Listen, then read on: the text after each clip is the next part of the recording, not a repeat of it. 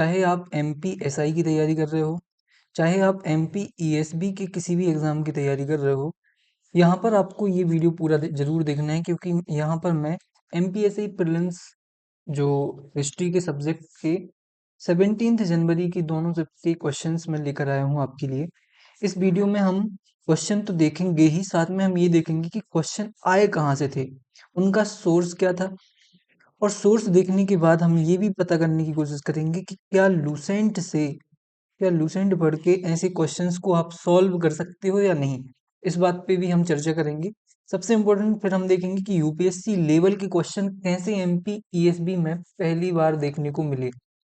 हमने अभी तक ऐसे क्वेश्चंस एमपीएसआई से पहले ऐसे क्वेश्चंस हमने एमपीएसबी के किसी भी एग्जाम में नहीं देखे थे। तो ये बहुत ही अलग अनुभव है हमारे लिए कि एमपीएसबी भी ऐसे क्वेश्चंस पूछ रहा है यूपीएससी लेवल के, तो उनको कैसे सॉल्व करना है, एलिमिनेशन मेथड कैसे यूज होती है, इस पर हम कैसे इसको अच्छा कर सकते हैं ये भी देखेंगे, और शॉर्ट एनालिसिस देखेंगे। मतलब किसी भी क्वेश्चन पे हम ज़्यादा टाइम नहीं देंगे, जिससे आपके ज़्यादा से ज़्यादा क्वेश्चन कम टाइम में हो जाए। चलिए बिना कोई देरी किए शुरू करते हैं। लेकिन अगर आपने मेरे चैनल को सब्सक्राइब नहीं किया है तो एमपीएसआई मेंस की तैयारी के लिए मुझे सब्सक्राइब कर लीजिए, क्योंकि एमपीएसआई मेंस के मैं ना केवल आपको वीकली टेस्ट बल्कि वीकली प्लान प्लस जितना भी स्टडी मटेरियल है वो सब फ्री ऑफ कॉस्ट प्रोवाइड करा रहा हूँ मेरे टेलीग्राम चैनल पर। साथ में मैंने हाल ही में अभी एमपीएसआई के लिए मेंस की इंटरनल सिक्योरिटी भी स्टार्ट की है, तो वो भी जाकर आप देख सकते हैं। तो चलिए बिना कोई देरी के शुरू करते हैं। तो चलते हैं आगे। एक मिनट। तो पहला क्वेश्चन है यहाँ पर, भारत में अमूर्त सांस्कृतिक विरासत की राष्ट्रीय सूची को अद्यतन करने की जिम्मेदारी किसकी है। सबसे पहले हमें देखना है अमूर्त। अमूर्त ऐसी चीजें होती हैं जिन्हें हम देख नहीं सकते हैं, या फिर देख सकते हैं लेकिन जो जिन्हें हम छू नहीं सकते हैं, है ना। जैसे कि कोई मंदिर है तो उसको हम छू सकते हैं, तो वो मूर्त सांस्कृतिक विरासत है। लेकिन अमूर्त में आ जाएगा आपका डांस हो गया, या फिर आपका जो संगीत है वो आ गया, फिर जो फिल्मकारिता है, या फिर फिल्म फिल्म वगैरह है, नाटक वगैरह है, तो वो इसमें आ जाते हैं। और ये संगीत नाटक अकेडमी इसके लिए लिस्ट जारी करता है। एक इजी क्वेश्चन था, एलिमिनेट करना आसान था, ये नहीं हो सकता है, ये नहीं हो सकता, ये नहीं। चलते हैं आगे, भक्ति सूफिज्म। देखिए भक्ति सूफिज्म से लगभग हर एक शिफ्ट में क्वेश्चंस पूछे गए हैं। भक्ति जो परंपरा है और सूफी सूफी परंपरा है, यहाँ से लगभग हर शिफ्ट में क्वेश्चन आया है। ठीक है, तो इसके लिए हमें तैयार कैसे करना है, इसके लिए मैंने बताया है आपको एनसीईआरटी आपको बहुत अच्छे से पढ़नी है। अगर आपके पास एनसीईआरटी नहीं है तो बिल्कुल भी चिंता मत करिए। टेलीग्राम चैनल पे मैं केवल इस चैप्टर की, क्योंकि आपकी मेंस के लिए मतलब आपके सिलेबस में बहुत अच्छे से इसको डिफाइन किया है कि आपके मेंस में भक्ति आंदोलन से क्वेश्चंस जरूर आएंगे। और यहाँ पर भी हमको देखने को मिले हैं, और भक्ति आंदोलन मेंस में भी आपके, क्योंकि 50 क्वेश्चंस अगर रहेंगे हिस्ट्री से, तो वहां से क्वेश्चन आपको देखने को मिलेंगे ही मिलेंगे।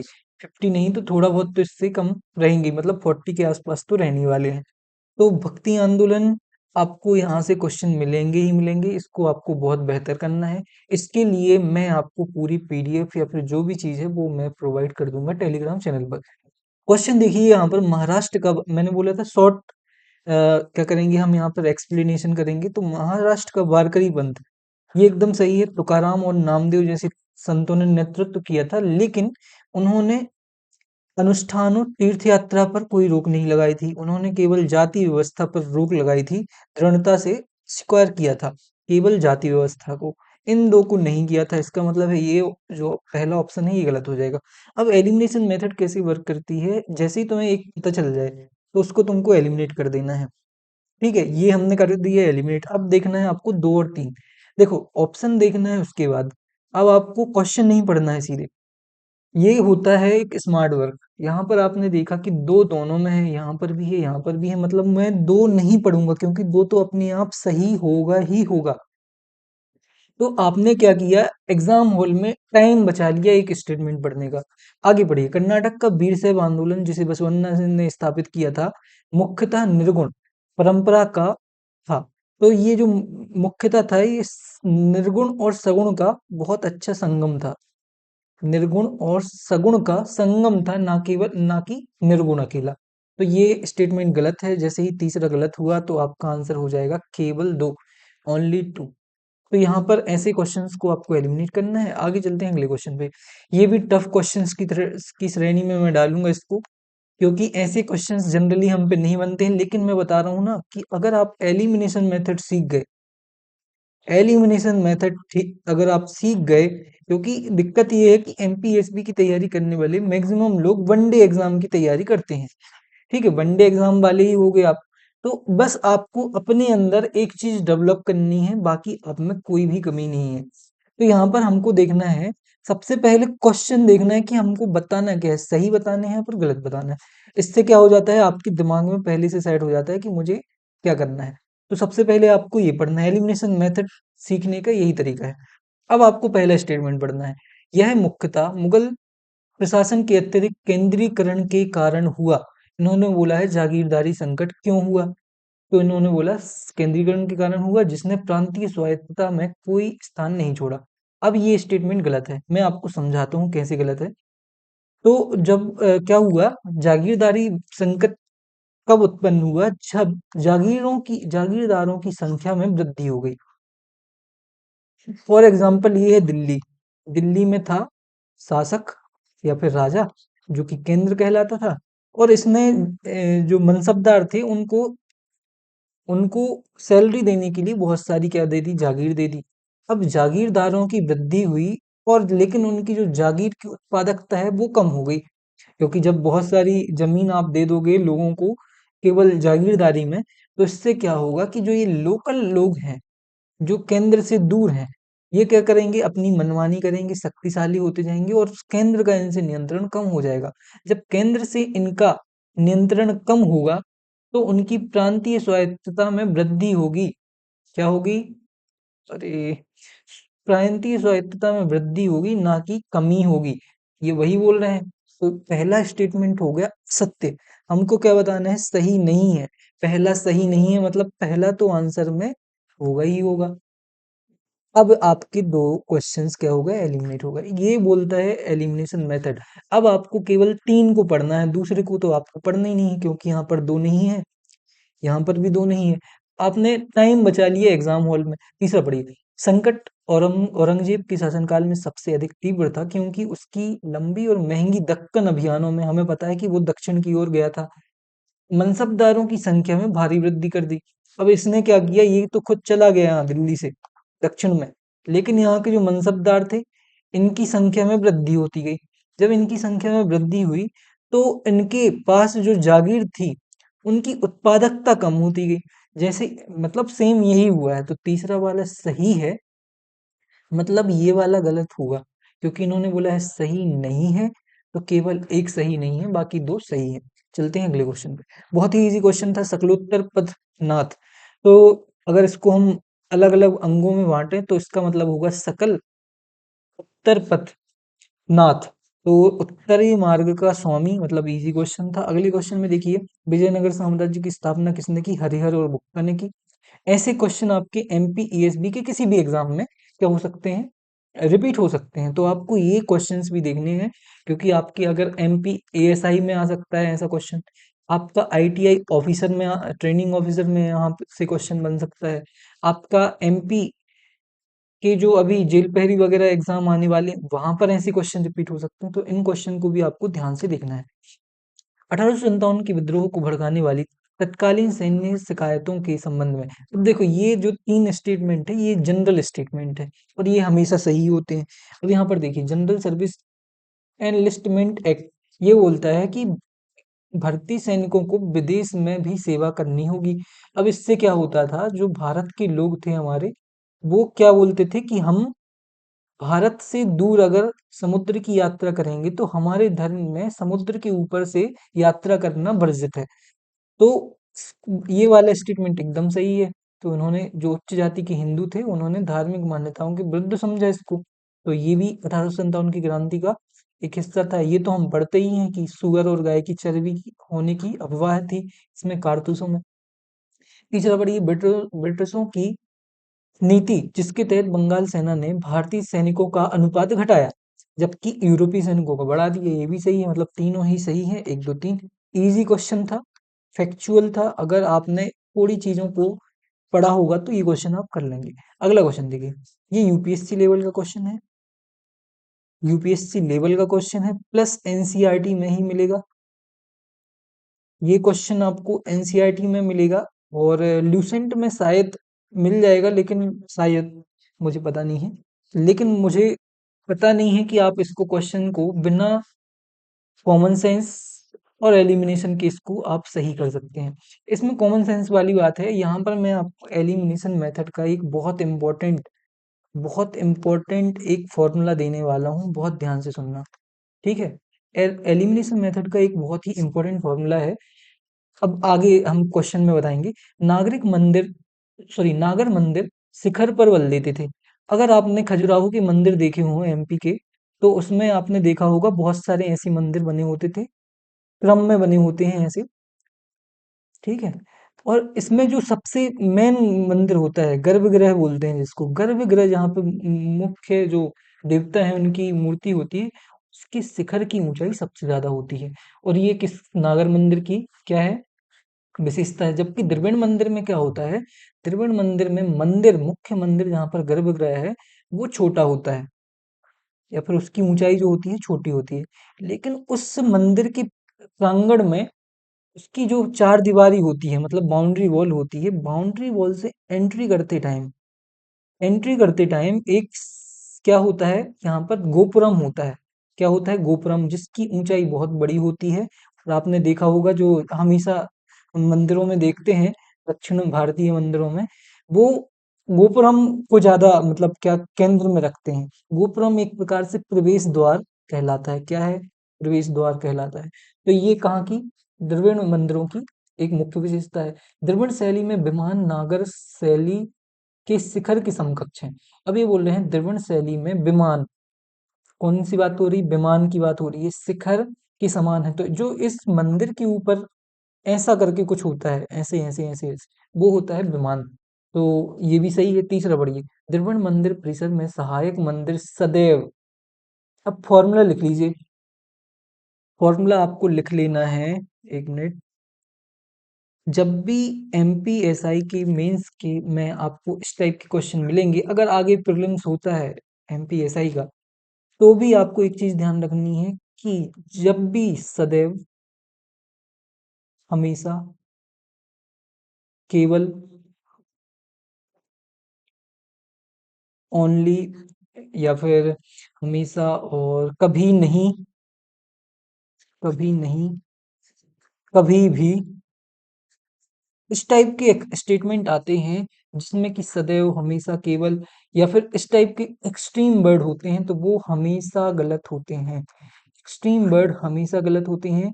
हिस्ट्री की बात कर रहा हूं मैं केवल, किस सब्जेक्ट में, हिस्ट्री में। हिस्ट्री में अगर आपके लिए इस टाइप के स्टेटमेंट मिले, तो आपको हमेशा गलत करना है, बिना सोचे। इसी टेस्ट में, मतलब इसी जो वीडियो में आपको ऐसे 2 3 क्वेश्चन में कराने वाला हूँ, जहां आप सीधे क्वेश्चन को एलिमिनेट कर देंगे। देखिए ये बोल रहे हैं द्रविड़ मंदिर परिसर में सहायक मंदिर सदैव समकेंद्रित आयताकार प्रकारों प्रकारों के भीतर होते थे। तो ये क्या बोलना चाह रहे हैं कि भाई तुम्हारा जो मंदिर था, वो हमेशा एक आयताकार मंदिर के अंदर, समकेंद्रित मंदिर के अंतर्गत कुछ भी होता था। तो ये सदैव नहीं होता होगा, कोई ना कोई एक ना एक मंदिर तो ऐसा होगा जिसमें कि ऐसा ना हो, वर्गाकार हो, आयताकार ना हो। तो ऐसे स्टेटमेंट हमेशा गलत हो जाते हैं। इसका मतलब इसका सही आंसर होगा केवल 2। यूपीएससी लेवल का क्वेश्चन है। चलते हैं आगे। अब एलिमिनेशन मेथड में आपको फॉर्मूला लिख लेना है, हमेशा एक्सट्रीम वर्ड क्या होते हैं, एलिमिनेट होते हैं। क्या होते हैं, हमेशा एलिमिनेट होते हैं। क्वेश्चन बहुत ही इजी था, मंडूकोपनिषद सत्यमेव जयते। ये क्वेश्चन देखिए, ये क्वेश्चन एनसीईआरटी से आया है। अगर आपने एनसीईआरटी पढ़ी है, तो लगभग जितनी भी एनसीईआरटी हो और जिसमें सिंधु घाटी सभ्यता है, सिंधु घाटी सभ्यता जैसे 6th क्लास की एनसीईआरटी हो गई या फिर 12th क्लास की एनसीईआरटी हो गई, तो यहाँ पर हमेशा जब भी सिंधु घाटी सभ्यता स्टार्ट होती है, तो हिंदू शब्द कहाँ से उत्पन्न हुआ है, इस पर जरूर उसमें चर्चा दी होती है। तो ये आपने कहीं ना कहीं एनसीईआरटी में पढ़ा होगा। इसमें बोला है हिंदू शब्द कहाँ किस भाषा से लिया गया है, तो संस्कृत से नहीं है, टर्की से नहीं है, ये है फारसी, पुरानी ओल्ड पर्शियन से है, अरबी से भी नहीं है। अब इसका सोर्स आप देख सकते हैं यहाँ पर, हिंदू शब्द का जो विकास हुआ है वो सिंधु से हुआ है। अरे हिंदू शब्द का जो विकास है वो किससे हुआ है, सिंधु से हुआ है। ठीक है, सिंधु नदी के किनारे बसी जो सभ्यता थी उसको पर्शियन लोग क्या बोलते थे, सिंधु बोलते थे। बाद में उसका उन एस प्रोनाउंस करके नहीं बनता था, एच एस को वो एच पढ़ते थे, तो वो हिंदू हो गया। हिंदू आगे चल के क्या हो गया, हिंदू से इंडस बना, इंडू, इंडू से इंडिया बना। ये पूरा विकास आपने पढ़ा होगा, वही है ये, एनसीईआरटी से आया हुआ है। 1857 और अरे ये नहीं, ये देखो इसमें सिर्फ हमें दादा भाई नौरोजी जी के बारे में देखना है। इसमें बोला है धन निकासी सिद्धांत का आशय केवल, जैसे ही केवल आया गलत कर दिया हमने, एक गलत किया ये एलिमिनेट हो गया। अब 2 और 3 में हमको देखना है। टू वे ड्राइंग की अवधारणा यह दर्शाती है कि भारतीय राजस्व का उपभोग टू वे मतलब कि एक तरफ से, और 2 वे होंगे, 2 रास्ते होंगे। बाहर ब्रिटिश साम्राज्यवादी युद्धों जैसे चीन में किया जाता था। मतलब इन्होंने ये बोला है कि जो विदेशी थे या फिर ब्रिटिश थे वो हमारे देश से राजस्व प्रणाली से जितना भी पैसा कमाते थे उसको अलग अलग देशों से युद्ध करने में खर्च कर देते थे। मतलब कि टू वे हो गया, ये टू वे हो गया, तो ये सही है। तीसरा भी सही है, great hedge of India, hedge means होता है रुकावट या फिर बाधा। ठीक है, ये किस लिए होता था, ये नमक की तस्करी को रोकने के लिए इसको स्टार्ट किया गया था। ये भी सही है, दूसरा और तीसरा सही। अगले क्वेश्चन पे चलते हैं हम। इलाहाबाद स्तंभ अभिलेख में किसकी उपलब्धियां अंकित हैं, तो ये हमारे व्यक्ति हैं समुद्रगुप्त। समुद्रगुप्त का संबंध, समुद्रगुप्त के जो दरबारी कवि थे उनका नाम हरिसेन था। क्या था, हरिसेन था। इन हरिसेन ने ही ये वाला समुद्रगुप्त का इलाहाबाद प्रशस्ति लिखा था। इलाहाबाद प्रशस्ति को इलाहाबाद स्तंभ भी कहा जाता है, और यह संस्कृत का सबसे लंबा क्या है, शिलालेख है। आगे देखिए यहाँ पर दक्षिण दिल्ली सल्तनत के तुगलक वंश का अंतिम शासक, एलिमिनेट है, करना आसान है इसको। इसका नासिरुद्दीन महमूद इसका सही आंसर, ये नहीं हो सकता, ये नहीं हो सकता, ये भी नहीं हो सकता। चलते हैं अगले क्वेश्चन पे। एनसीईआरटी से क्वेश्चन आया है, जनपदा, जनपद का अर्थ क्या है। जनपद का अर्थ वैसे तो आप इजीली एलिमिनेट कर सकते हैं, लेकिन कई बार हम जनपद को या तो एक राज्य बोल देते हैं या तो एक गांव बोल देते हैं, क्योंकि हम यही सोचते हैं कि जनपदों से मिलके या फिर गांवों से मिलके एक महाजनपद बनता था, यही हम पढ़ते हैं ना। तो लेकिन यहाँ पर अगर एनसीईआरटी की बात करें तो एनसीईआरटी में बहुत अच्छे से यहाँ पर एक टेबल में यहाँ पर दिया हुआ कि जनपदा का मतलब है ऐसा लैंड, ऐसी भूमि जहाँ पर जन रहते हैं। जन को क्या बोलते हैं, अ पीपल, क्लान और ट्राइब। कहाँ से क्वेश्चन आया है, इजीली एलिमिनेट करने लायक है। ये कहाँ से, एनसीईआरटी से आया है। मैं आपको एनसीईआरटी के मैं आपको एनसीईआरटी के जितने भी ऐसी टेबल्स हैं, जितनी भी इम्पोर्टेंट टेबल्स हैं, उनकी मैं पीडीएफ बना के आपको टेलीग्राम चैनल पर शेयर कर दूंगा। आपको बस मुझे सब्सक्राइब करना है और जितना ज़्यादा सपोर्ट हो सके सपोर्ट दिखाइए, क्योंकि आपकी सपोर्ट से ही मुझे मोटिवेशन मिलेगा। और जितना ज़्यादा सपोर्ट करेंगे आप, मैं उतनी ज़्यादा डेडिकेशन के साथ चीज़ों को आपको देता रहूँगा। तो बस आप सपोर्ट करते रहिए, मैं आपको हर चीज़ प्रोवाइड करवाने वाला हूँ मेरे टेलीग्राम चैनल पर। ये क्वेश्चन देखिए कहाँ से आया है, एनसीईआरटी से आया है। अब देखिए तसव्वुफ, इससे पहले 16 जनवरी को एक क्वेश्चन पूछा गया था, उसमें लिखा था सूफिज्म। सूफिज्म को फारसी भाषा में तसव्वुफ कहते हैं, ठीक है। सूफिज्म किस शताब्दी में ये शब्द बना था, ये बना था 19th शताब्दी में। पिछले वीडियो में जो मैंने 16 जनवरी को बनाया था उसमें भी मैंने ऐसी ही कटिंग डाली है, इसी चैप्टर की, इसी एनसीईआरटी की। ऐसे ही टेबल में लिखा हुआ था सूफिज्म और जो तसव्वुफ है, इन दोनों का मतलब क्या है, और इसको 19 शताब्दी में लिया गया है। वैसा ही क्वेश्चन यहाँ पर उसी एनसीईआरटी से पूछा गया है हमारा। ये देखिए यहाँ पर कहाँ गया हमारा, ये कशफ उल महजूब, ये है कशफ उल महजूब। इसका मतलब ये क्वेश्चन पूरा पूरा सीधा सीधा कहाँ से, एनसीईआरटी से आया है। अगर आप एनसीईआरटी नहीं पढ़ रहे हो एमपीएसआई मींस के लिए, तो उसके लिए कोई दिक्कत वाली बात नहीं है। मैं आपको केवल वही चीजें प्रोवाइड कर दूंगा जो कि आपको पता होनी चाहिए। पर आपने हर चीज पढ़ी होगी, लेकिन ऐसी चीजें हम नहीं पढ़ते हैं। जनरली हम ऐसी चीजों को छोड़ देते हैं। तो आगे के लिए भी आपको याद रखना है ये। अगर आगे ऐसा क्वेश्चन रिपीट हो जाता है तो याद रखना है और मेरे साथ जुड़ जाना है। मैं आपको ये सारी इंपॉर्टेंट टेबल्स क्या कर दूंगा, प्रोवाइड कर दूंगा। तो इसके लिए बिल्कुल परेशान नहीं होना है, बिल्कुल भी आप पढ़ाई से डिस्ट्रैक्ट मत होइए। ये सब चीजें मैं आपको फ्री में प्रोवाइड कराने वाला हूँ। अगला क्वेश्चन देखिए, बज्जी से आया था, इजी क्वेश्चन था ये। इसको इजी टू एलिमिनेट बोल सकता हूँ मैं। बज्जी परिसंघ, बज्जी और मल्ल क्या थे? बज्जी और मल्ल दो ऐसे महाजनपद थे जो कि लोगों के द्वारा राजा को चुनते थे, मतलब लोकतंत्र थे, या फिर गणराज्य भी बोलते हैं जिनको। ठीक है, केवल दो ऐसे थे। तो यहाँ पर बोला है, बज्जी परिसंघ का मगध जैसी राजतंत्रों के हाथों पतन कर दिया जाता था। तो जो ये मगध राज्य था, उसकी जीत का प्रमुख कारण क्या था? तो इजी है यहाँ पर, राजाओं की क्षमता कि वे नियमित राजस्व प्रणाली से वित्त पोषित बड़ी स्थायी और पेशेवर सेना बनाए रखें, साथ ही निर्मम राजनीतिक। मतलब कुल मिला के इन्होंने ये पूछना चाहा कि मगध जो था वो शक्तिशाली क्यों था। बस बस थोड़ा सा इन्होंने इसको ट्रिकी बनाने की कोशिश की है, लेकिन आसानी से इसको हम एलिमिनेट कर सकते हैं। अगले क्वेश्चन में देखिए यहाँ पर 1842 का क्वेश्चन है ये, सॉरी, भारत छोड़ो आंदोलन से गांधी जी द्वारा किया गया करो या मरो का आह्वान एक अधिक उग्र जनसंघर्ष की ओर परिवर्तन था। सही बात है, जिसमें कुछ क्षेत्रों में समानांतर सरकार की स्थापना। एकदम सही। ठीक है, ये तो हमने बहुत अच्छे से पढ़ा है, तो पहला सही हो गया, पहला सही हुआ, पहला पहला। ये एलिमिनेट, ये एलिमिनेट। अब दूसरा पढ़िए, हमको बताना क्या है, सॉरी, हमको बताना है कौन कौन सी असत्य है। तो पहला इसमें है, मतलब ये नहीं हो सकता है, ये भी नहीं हो सकता, तो इसका आंसर इन दोनों में से होगा। समझिए चीजों को। अब मुझे या तो दो पढ़ना है या तो तीन पढ़ना है। अगर दो गलत हो गया तो तीसरा हमें पढ़ना ही नहीं पड़ेगा। यह आंदोलन पूरी तरह से स्वतः स्फूर्त और बिना योजना। अब देखो, मैंने क्या बोला था, पूरी तरह से। ये तीसरा क्वेश्चन है एलिमिनेशन मेथड से, जो मैंने आपको फॉर्मूला दिया है उससे, है ना तीसरा क्वेश्चन। तो यहाँ पर थर्ड क्वेश्चन में यहाँ पर ये बोल रहे हैं पूरी तरह से एक्सट्रीम वर्ड। जैसे ही एक्सट्रीम वर्ड पता चला, दूसरा हो गया असत्य। दूसरा हो गया असत्य, क्योंकि पूरी तरह से स्वतः स्फूर्त कैसे हो सकता है? पूरी बिना योजना, कोई भी योजना के इतना बड़ा आंदोलन चल सकता है क्या? पूरी तरह से, पूरी तरह से बिना योजना के